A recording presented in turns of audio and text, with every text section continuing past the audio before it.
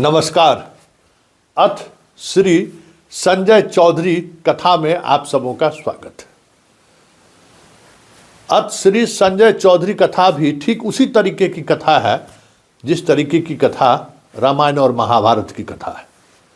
मतलब रामायण और महाभारत की कथा क्या है?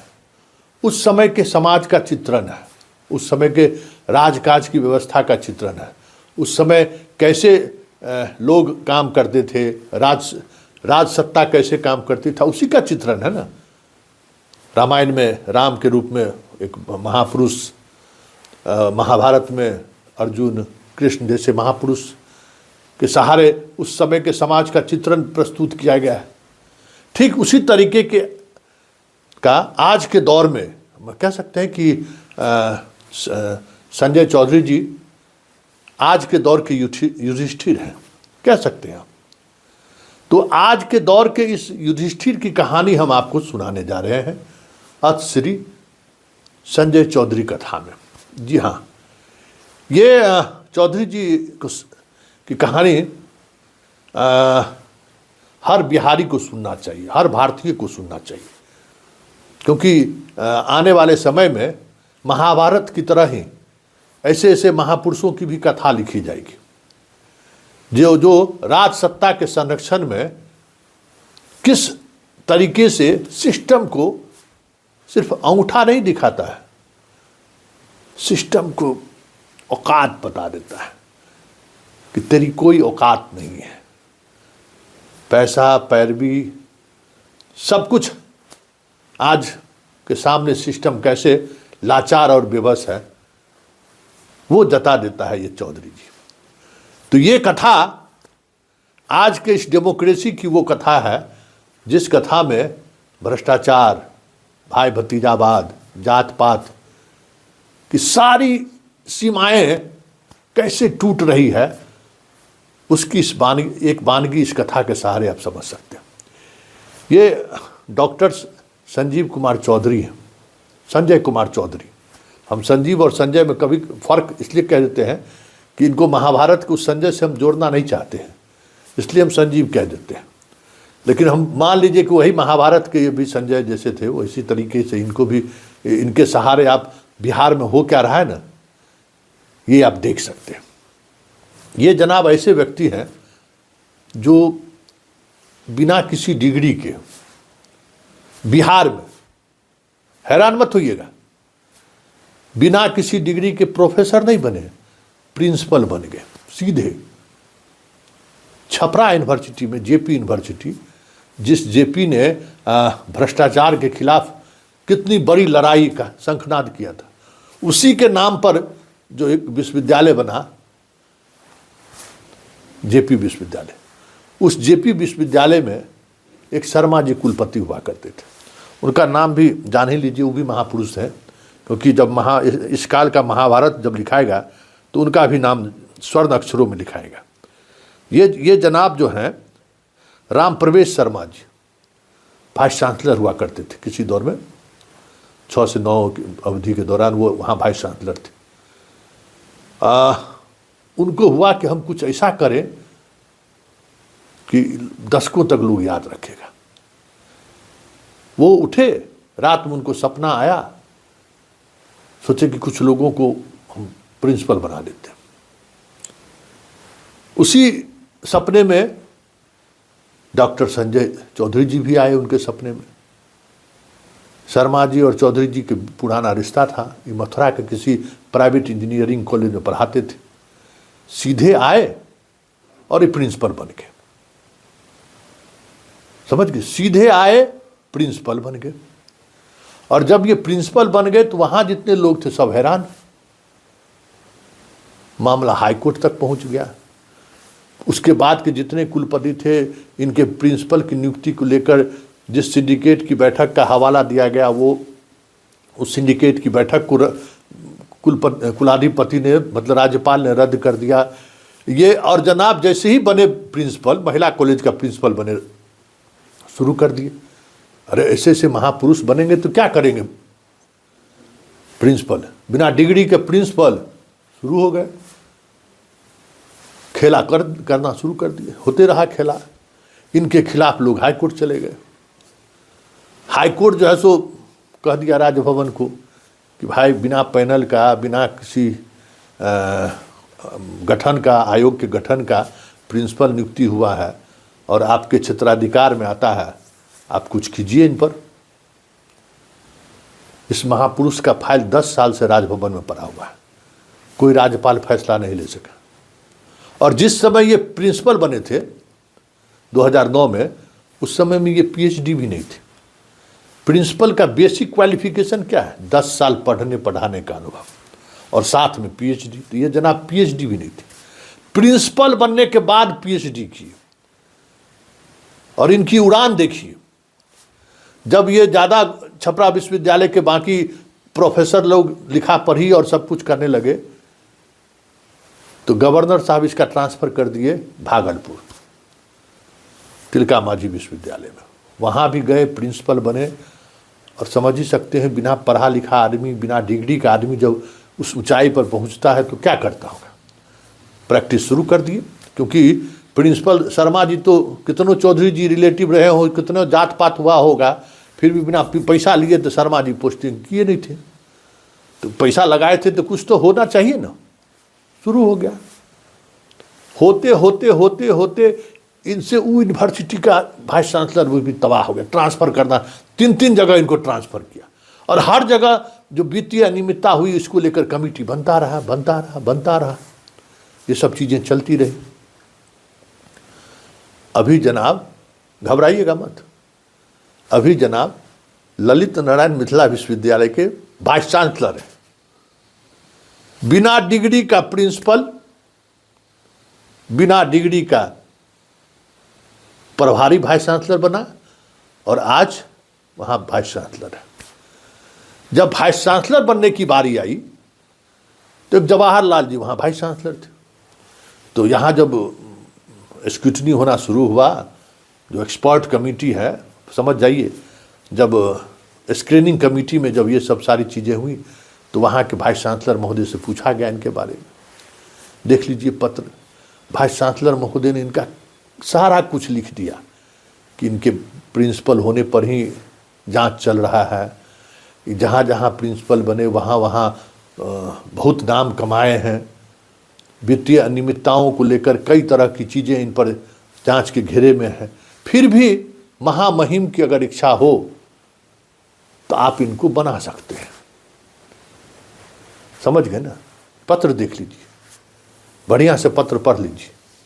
उसके बाद जनाब वाइस चांसलर बन गए, मिथिला यूनिवर्सिटी के भी वाइस चांसलर हैं। तो आप कहिएगा कि वाइस चांसलर बने हुए कितना दिन पहले ही बिना डिग्री के प्रिंसिपल बन गए, हाई कोर्ट में भेज दिया, 10 साल से राजभवन अभी उस पर मंथने कर रहा है, कोई निर्णय ले लिया। इस बीच में कितना पत्राचार हुआ कि सर उस फाइल पर निर्णय लिया जाए ना। उस फाइल में इतना न वजन है ना कि कोई राज्यपाल उसको छूता ही नहीं, कोई गवर्नर का ओएसडी उसको टच नहीं करता, इतना वजन है। सो समझ जाइए। तो कहिएगा कि सब 9 में घटना घटी, 12 से इन पर सब चीज़ चल रहा है, 24 में ही वाइस चांसलर भी बन गए आपके अथ श्री संजय चौधरी जी। आज आप क्यों दिखा रहे हैं संतोष जी? आज मिथिला यूनिवर्सिटी में बीएड में जो है सो बहाली चल रहा है। सुबह से लगातार लोगों का फ़ोन कॉल आ रहा है कि बचा लीजिए संतोष बाबू। हमको क्या हुआ है जी? तो एगो वाइस चांसलर आया है, गजब किए हुए हैं, मतलब थोड़ा मोड़ा मुंह नहीं खोल रहे हैं, बड़का मुंह खोल रहे हैं। तो हमको कौन है ये? तो ये एगो विजय चौधरी है मंत्री जी, सिर्फ उन्हीं का बात ही मानते हैं। तो हमको क्या दिक्कत है? विजय चौधरी तो अपने जिले के आदमी हैं, विजय चौधरी से कहने में क्या दिक्कत है? चलिए आप आइए, कहा जाएगा कि भाई देखिए कितना बड़ा मुंह खोलते हैं। क्योंकि विजय चौधरी तो बहुत ही अच्छे आदमी हैं, उनकी अच्छाई पर तो पूरा हम लोग समस्तीपुर जिला गर्व करते हैं। कहने की बात है क्या? बताइए ना। कहे आइए, कहा कि नहीं एक बार आप खबर चला दीजिए। तो फिर इनका हम R&D करना शुरू किए, फाइल पर फाइल उलटना शुरू किए। तो ये वहाँ से बिना डिग्री के प्रिंसिपल बने और आज वाइस चांसलर बने हुए हैं। इनकी जर्नी देखिए, हम इसको कुछ कहने की जरूरत नहीं है। ये जो महापुरुष है, इनको प्रणाम करने की जरूरत है। ऐसे ऐसे लोगों को प्रणाम करिए। यह देश ऐसे ही लोगों के लिए है। गौरव है हमारे लिए, बिहार का गौरव है ये, कि बिना डिग्री के, बिना कुछ किए हुए हम सरकार के यहाँ प्रिंसिपल भी बन जाएंगे, हम वाइस चांसलर भी बन जाएंगे और डंके की चोट पर कुलपति का काम भी करेंगे। तो अब आपको समझ में आया कि हम उस रामायण की चर्चा क्यों की, रामायण गाथा की, महाभारत गाथा की कथा कही है। हम तो कथे मानते हैं। वो दौर और आज का दौर, आज डॉक्टर संजय चौधरी इस प्रदेश का कह सकते कि रोल मॉडल है, रोल मॉडल। इनसे हमें सीख लेना चाहिए। आने वाले पीढ़ी को ऐसे लोगों के कार्यकलाप पर अध्ययन करना चाहिए, शोध करना चाहिए कि एक पढ़ा लिखा व्यक्ति जिसके पास डिग्री नहीं हो, जिसके पास अनुभव नहीं हो, वो रातों रात बिहार आता है, प्रिंसिपल भी बन जाता है। जब प्रिंसिपल पर चैलेंज होने लगता है तो वाइस चांसलर से लेकर सिंडिकेट तक तमाम लोग इनके प्रिंसिपल नियुक्ति पर सवाल खड़े करते हैं। फिर भी राजभवन नहीं सुनता है। राजभवन नहीं सुनने की वजह से लोग हाई कोर्ट जाते हैं। हाई कोर्ट हाई कोर्ट भी तो वही है ना भाई, कहाँ जाएगा? हर साख पर उल्लू बैठा है, क्या होगा अंजाम गुलिस्ता का। तो महाभारत काल का और इस काल का जब लिखाएगा, इस युग का, तो हाई कोर्ट की भी भूमिका लिखाएगी, महामहिम की भी भूमिका लिखाएगी ना। महाभारत कोई वेद व्यास जैसे लोग आएंगे, लिखेंगे, तो हम आने वाली पीढ़ी को पढ़ने का मौका मिलेगा। हम सिर्फ संदर्भ के रूप में इसकी चर्चा कर देते हैं और हम ईश्वर से प्रार्थना करते हैं कि कोई वेद व्यास को भेज दीजिए, वाल्मीकि को भेज दीजिए, विश्वामित्र को भेज दीजिए, जो कोई तो आके लिखे, जो आने वाली पीढ़ी हमारी पढ़ेगी कि भाई अथ श्री संजय चौधरी जी कौन है, जिसके बारे में संतोष जी कुछ हल्का क्लिप चला दिए थे। तो यही है, 10 बरस से राजभवन इनके फाइल पर निर्णय नहीं ले पा रहे हैं कि बिना डिग्री का प्रिंसिपल बना हुआ है, हम निर्णय ले लेंगे तो इनको तो नौकरी इनकी चली जाएगी। तो निर्णय ये नहीं लो, स्वविवेक, ठीक है ना। और उसके बाद जब इनका क्या कहते हैं, स्क्रीनिंग कमेटी में जब इनके नाम की चर्चा होती है, तो एक वर्तमान वाइस चांसलर लिख के देता है, हजूर इनके खिलाफ तो बहुत गंभीर मामला है, लेकिन ये महान आदमी है, इनकी महानता की हम कायल हैं, इसलिए महामहिम आप भी इनके महानता को स्वीकार करते हुए, सैल्यूट करते हुए इनको वाइस चांसलर बना सकते हैं। पूरे भागलपुर टीएनबी यूनिवर्सिटी के जहाँ जहाँ ये व्यक्ति प्रिंसिपल रहा, वहाँ वहाँ गुल खिलाया, वहाँ वहाँ चीज़ें जांच के दायरे में है। कई जांच कमेटी ने इनको दोषी ठहरा दिया, फिर जांच हुआ, फिर जांच कमेटी दोषी ठहरा दिया, तो फिर जांच हुआ, वो रिपोर्ट अभी तक नहीं आया। तो ऐसे ऐसे वीर पुरुष, महापुरुष की गाथा हमारे बिहार के लिए गौरव की गाथा है।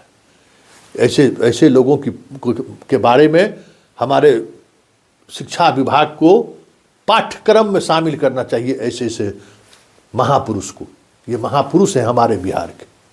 एक बार फिर से हम इनको चरण वंदना और प्रणाम करते हैं और बिहार के नौजवानों से, बिहार के वर्तमान पीढ़ी से कहेंगे कि ऐसे ऐसे महापुरुष को खोजिए।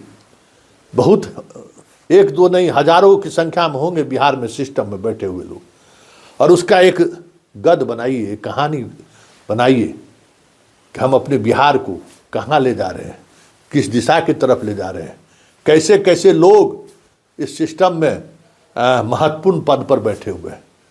जानना चाहिए युवा पीढ़ी को ना, तब ना वो भी इसी तरीके का कदम आगे बढ़ाएगा। कैसे देश हमारा महान होगा भाई, विश्व गुरु बनना है हमें भाई। 2047 में हमें दुनिया का सबसे बड़ा अमीर विद्वान सब देश बनना है। ऐसे ही लोग के सहारे बनेंगे ना, यही लोग तो सहारा देंगे इस देश को। कोई ठीक नहीं है महापुरुष को फिजिक्स के टीचर अपने को कहते हैं कल किसी विषय में नोबेल पुरस्कार लेके आ जाए तो कोई बड़ी बात नहीं होगी। चलिए अब बहुत हो गया, अब इससे ज़्यादा कथा कहने की जरूरत नहीं है, लेकिन इतना ही कहेंगे कि देखिए बिहार में क्या हो रहा है, समझ गए। अब इससे ज़्यादा मेरे पास कहने के लिए कुछ नहीं है, बस फिलहाल हमें इजाज़त दीजिए इस खास एपिसोड से। नमस्कार।